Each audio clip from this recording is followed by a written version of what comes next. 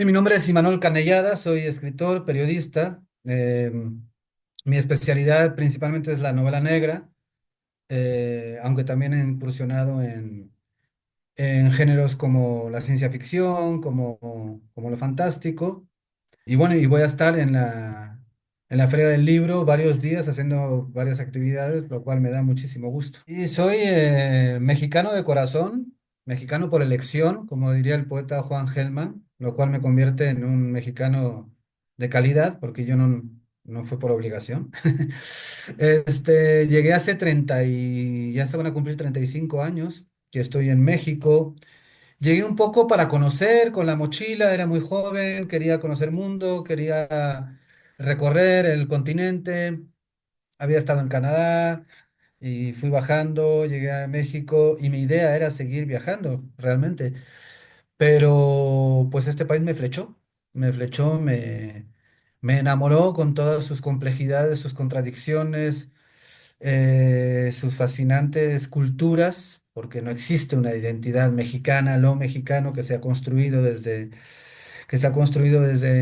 el poder, realmente es algo muy heterogéneo. Entonces, bueno, este país que son muchos países, que son muchas culturas, que tiene una enorme cantidad de historias y que puede ser, por un lado, puede asustar, ¿no? Por sus presentes violentos que vivimos, pero por otro lado también es fascinante. Entonces, bueno, me fui quedando.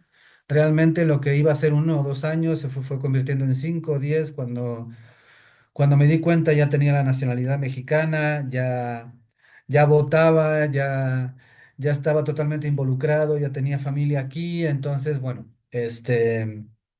asumí que me había hecho mexicano. Y además aquí empecé a escribir, realmente aquí empecé a hacer, porque yo era muy joven cuando llegué, sí tenía los sueños de ser escritor, pero era como un sueño, algo que no me planteaba como algo concreto y real. Y fue aquí que empecé primero en el periodismo y después en la literatura. Y del periodismo brinqué a la novela, brinqué al cuento, marcado un poco por las historias mismas que había conocido a través del ejercicio periodístico, y por eso el género negro es uno de los géneros que más cultivo y que más me apasionan, tanto como lector como escritor, el negro policíaco criminal, ¿no? Que es un poco lo que vamos a presentar en la Feria del Libro. Itinerario del Abismo es una colección de relatos. Son 12 relatos que reunimos, que el Fondo de Cultura Económica me propuso reunir de diferentes libros que habían salido antes, diferentes libros de cuentos que habían salido a lo largo de unos 10 años, 12 años yo diría. Y el Fondo de Cultura Económica me propuso hacer como una especie de antología de los mejores relatos, de lo que yo consideraba los mejores relatos que había escrito hasta ese momento. Y fue así que surgió este volumen, y el título tiene que ver con el hecho de que todos estos relatos, los 12, son una especie de ruta en los diferentes abismos que enfrentamos como seres humanos, ¿no? La idea del abismo está muy presente en todos estos cuentos, y los personajes que protagonizan cada una de estas historias de alguna manera enfrentan algún tipo de acantilado, de vacío, de caída a la nada, ¿no? Sea por sus circunstancias políticas, sociales o psicológicas.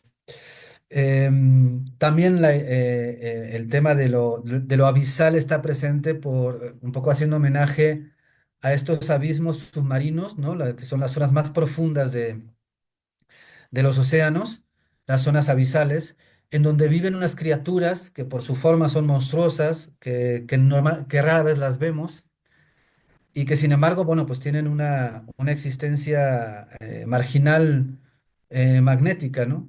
Y creo que mis personajes coinciden un poco en términos simbólicos, metafóricos.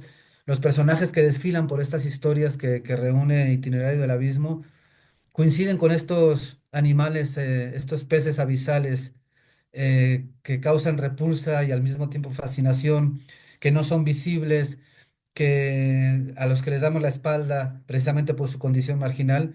Creo que en ese sentido los 12 relatos coinciden un poco con esta idea, ¿no?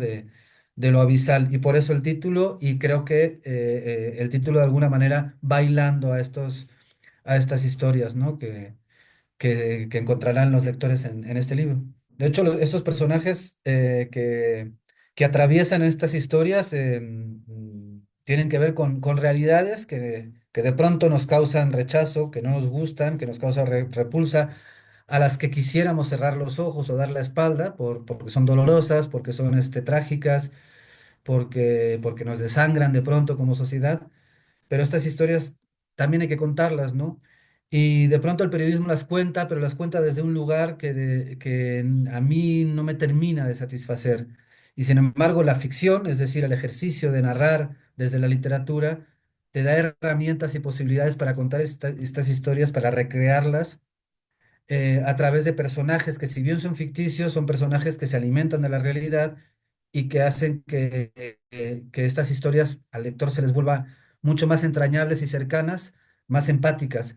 Y creo que esto es uno de los ejercicios o una de las posibilidades de la literatura, ¿no? El de crear empatías hacia seres que en las historias cobran una dimensión tan vívida y tan real que nos permiten conocer su intimidad y a través de este conocimiento también entender estas realidades que a veces nos pueden parecer lejanas o nos pueden parecer ajenas, pero que están ahí y que son también nuestras, ¿no?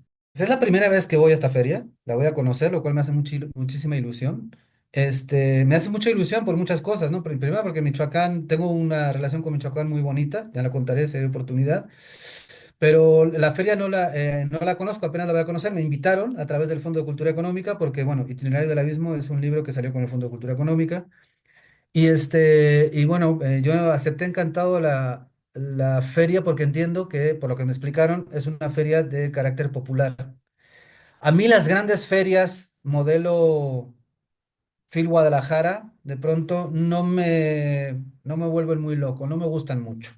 Me parecen ferias que enaltecen la figura, el culto al autor, que convierten la literatura en algo muy elitista, muy inaccesible, ¿no? Y entiendo que esta feria es una feria de carácter popular, que es una feria que se hace en la calle, ¿no? En la plaza y que está abierta a que la gente venga. Desde ahí ya me ganan, ¿no? A mí ese tipo de ferias me parece que son las ferias que tenemos que empezar a hacer en este país y que haya más de estas ferias. De manera que, bueno, no creo que el prestigio que pueda tener ciertas modalidades que celebran al libro, que son un poco las que más se conocen, no creo que ese prestigio deba ser algo que tenga que adoptar esta feria. Me parece que su carácter popular y el hecho de que conecte con la gente es más que suficiente. Creo que es por ahí, creo que el camino es ese. Precios a libros accesibles, en los autores ahí, en la plaza, conviviendo con la gente, y no estas distancias, no estas jerarquías, estas pirámides donde los escritores son proyectados como seres semidivinos, ¿no? Que ejercen una profesión que los convierte en genios inalcanzables. No, somos trabajadores de la palabra y conectar con la gente que le pueda interesar algunos de los temas que llevamos, algunos de los libros que llevamos, de esa manera directa, inmediata,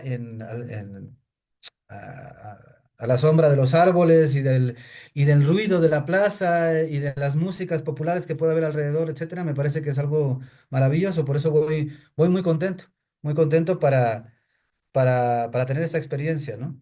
Aparte que tengo un muy buen amigo michoacano de Paracho, eh, uno de los libros, voy a presentar dos libros. Uno es Itinerario del Abismo, que es un libro de relatos, y otro libro que también publicó el fondo es Nómadas.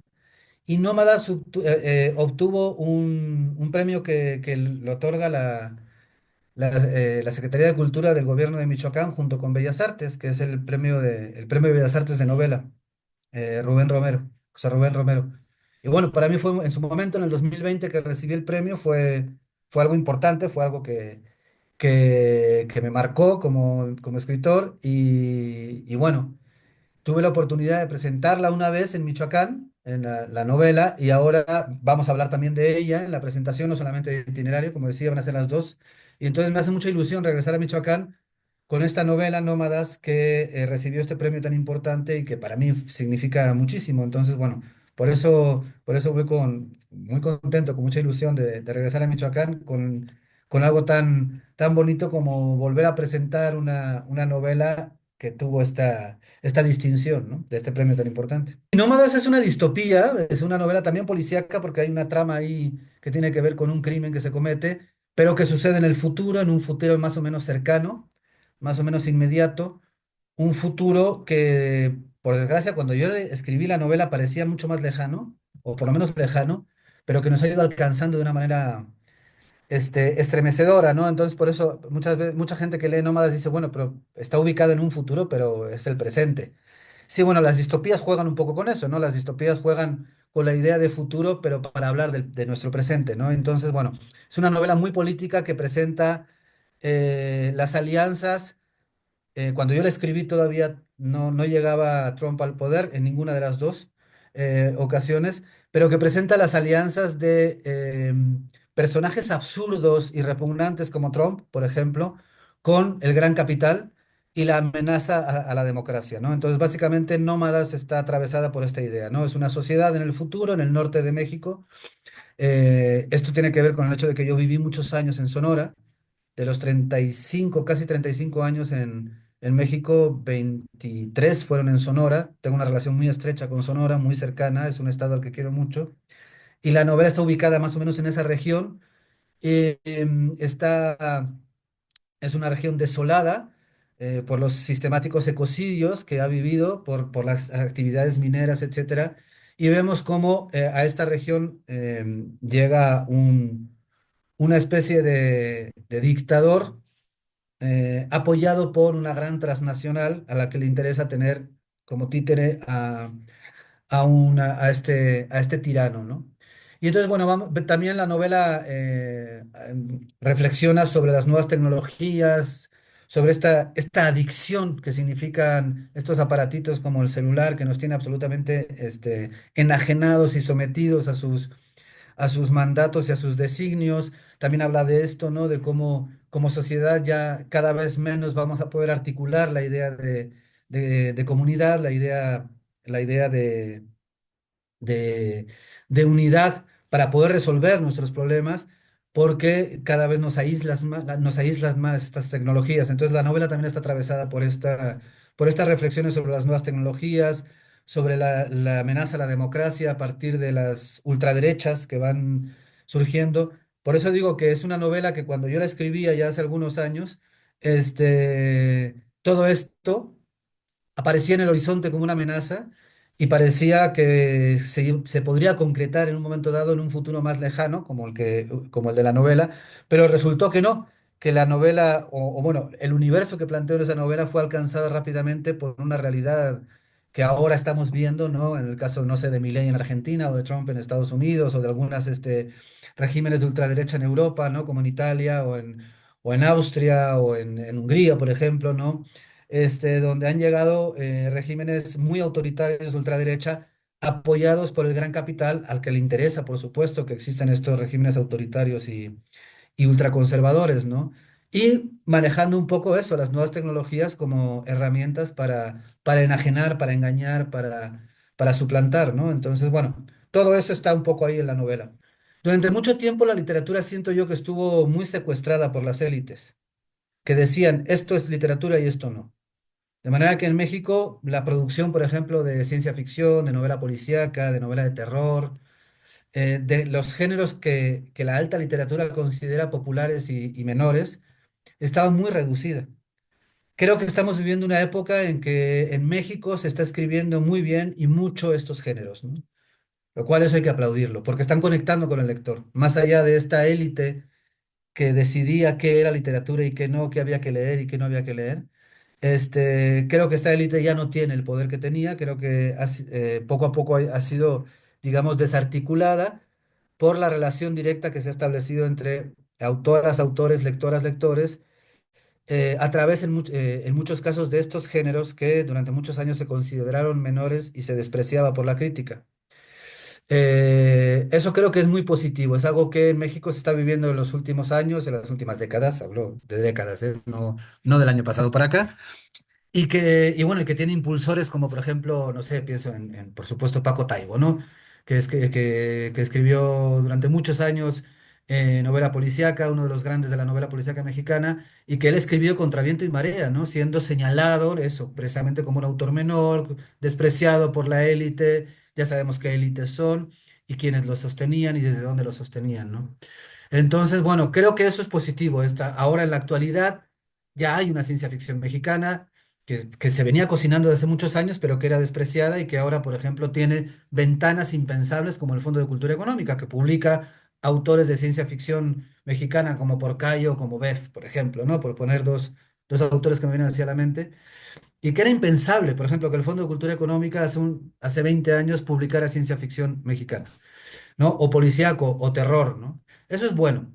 Siento que los jóvenes también están conectando muy, muy bien con ese tipo de géneros y que se está haciendo un lector. Pero también es cierto, hay que ser muy conscientes que esto que mencionaba, estas nuevas tecnologías, estos aparatitos que nos hacen tan dependientes, y me incluyo, también nos quitan mucho tiempo.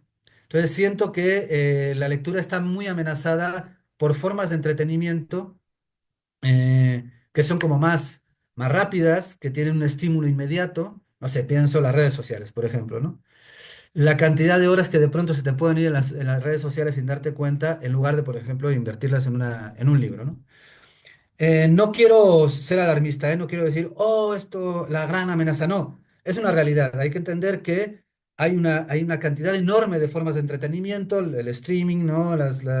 No sé, todas las series y películas que son. Antes ibas al cine una vez a la semana. Ahora todos los días consumes una serie de televisión, una película, etcétera, gracias al streaming. De manera que, bueno, el libro compite con eso es una realidad. Entonces. Hay que encontrar nuevas formas de acercar el libro a la gente y sobre todo a los jóvenes, porque estas competencias son muy, muy, muy, muy, muy amenazantes, ¿no? Para una forma de entretenimiento que requiere de una concentración y que requiere de un compromiso mayor que, por ejemplo, estar viendo videos en YouTube, ¿no? Entonces creo que, por un lado, tenemos una literatura muy vigorosa que se ha abierto, que no es un cenáculo de elitistas, que se ha abierto a muchos géneros y que conecta con los lectores, sobre todo los lectores jóvenes, pero por otro lado siento que está amenazada también por estas formas de entretenimiento que son muy legítimas, que yo las consumo, que me encantan, pero que hay que reconocer que son una forma de entretenimiento que de pronto puede desplazar la lectura, porque la lectura exige una cierta concentración, un compromiso intelectual y emocional que estas formas de entretenimiento no exigen como tal, ¿no? Entonces, bueno, tener en cuenta eso para seguir definiendo y diseñando estrategias, ¿no? Para que la literatura llegue a la gente, como esta Feria del Libro, por ejemplo. Sí. Vamos a estar en la explanada Nicolás de Régules el 21 de mayo con Itinerario del Abismo y Nómadas, en mi caso, pero además voy a presentar un libro que en Michoacán está causando furor, por lo que me dicen, que es La pintura en la pared, de Luis Hernández Navarro. Es un libro que cuenta un poco la historia del normalismo rural en todo el país, con diferentes personajes, es fascinante. eh, cómo el magisterio mexicano ha sido y es todavía parte fundamental de las transformaciones sociales que vienen desde la izquierda, sobre todo, ¿no? Este libro lo vamos a presentar, el autor y yo voy a acompañarlo, el 23 de mayo también en la explanada, Nicolás Régules, lo digo bien, ¿verdad? Ahí vamos a estar esas dos fechas, el 21 sí.